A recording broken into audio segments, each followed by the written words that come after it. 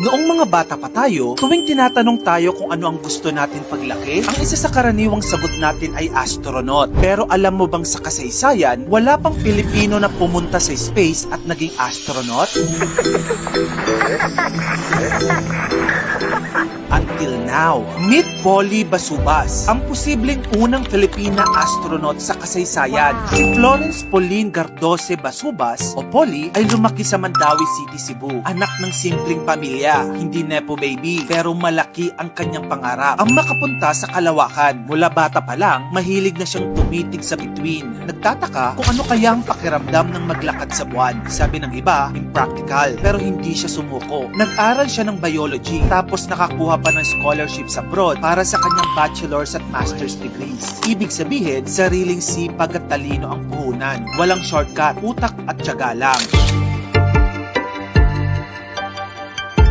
Si Polly hindi lang basta nagbasa ng libro. Literal siyang lumipad sa parabolic flight sa US. Yung eroplano na biglang aakyat at babagsak para maramdaman mo ang zero gravity. Dito, gumawa siya ng biological experiments. Funded pa mismo yan ng United Nations under SGAC and Orella Institute. Habang tayo naglalakad papuntang MRT, si Polly naglalakad sa ere habang lumulutang ang test tubes niya. Hindi lang yan. Nakapasok din siya sa NASA Space Academy sa tulong ng UNOOSA at US State Department. Imaginin mo isang Pinay kasama sa training ng mga future astronauts. Kumbaga sa basketball, nakikipractice na siya sa NBA habang tayo nanonood pa lang ng PBA. Naselect din siya ng 5 international analog habitats. Ibig sabihin, nasubukan niyang mabuhay sa mga simulation ng Mars at Moon missions. At ngayon, kabilang na siya sa Moon daw bilang analog astronaut. Ibig sabihin nun, kumbaga, training wheels pa lang pero actual na preparation na para sa totoong space mission. Pero ano na nga bang current status ngayon ni Polly? As of the present, Polly is vying for a scholarship from SERA. At kung mananalo siya, siya ang magiging unang official astronaut candidate ng Pilipinas. At guess what? Yun na nga mga kamagkano, over the years, ito ang mga na-achieve ni Polly. Nakapagtapos abroad on scholarships, nag-zero gravity experiments funded by UN, sumali sa NASA Space Academy, naging analog astronaut sa Mundao, at ngayon, kandidato na siya na maging first Filipina astronaut. Kahit ganon kataas na siya lumipad, bumabalik pa rin siya sa Eastern Visayas para mag-inspire ng mga estudyante.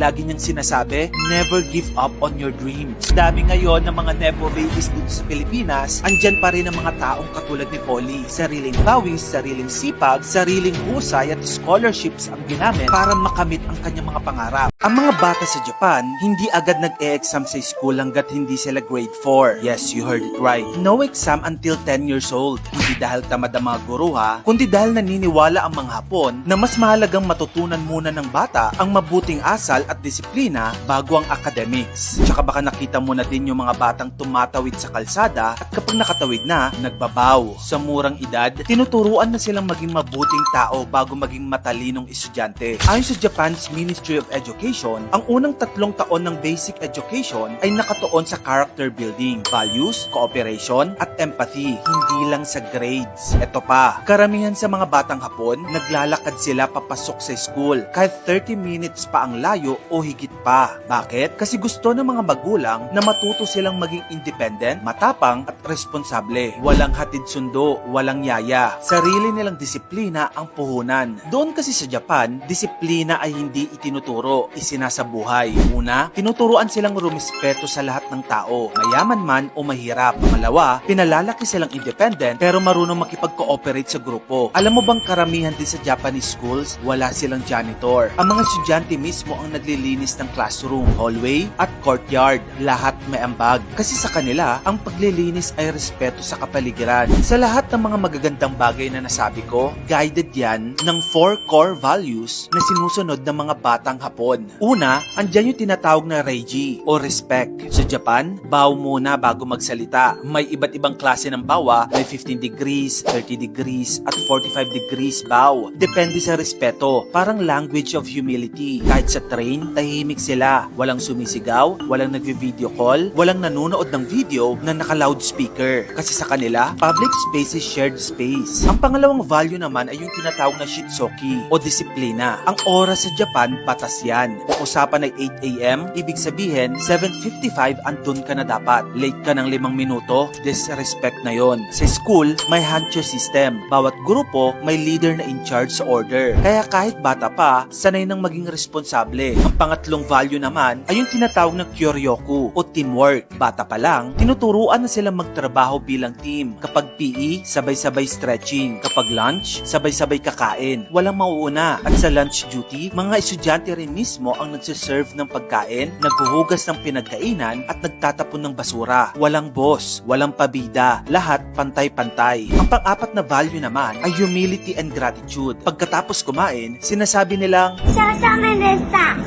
Again. ごちそうさまでした。